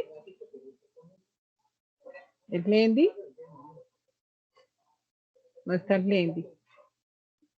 Bueno, entonces terminamos este encuentro de exposiciones. Por favor, le voy a dejar a Leslie, que fue la última que expuso, colocas por favor en el grupo. Los compañeros que no expusieron hoy deben anexar el video de exposición entre hoy y mañana. ¿Listo? Porque tenemos la evaluación el jueves. Muchas gracias, chicos. Por favor, me escriben al personal para poderles dar el correo y la clave respectiva de Teams que deben empezar a manejar. ¿Listo? En el transcurso de la tarde, porque ahorita pues me puede mandar el mensajito, pero en el transcurso de la tarde estaré enviándoles la respuesta. ¿Listo? Muchas gracias, chicos. Nos vemos en la próxima clase. Un placer.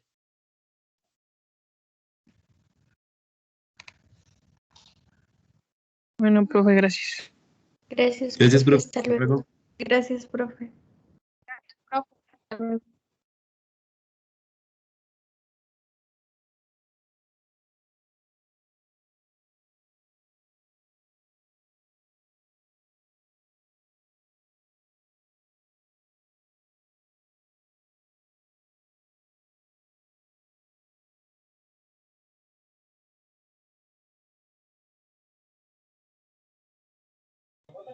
Juliet y Katherine ya se pueden desconectar.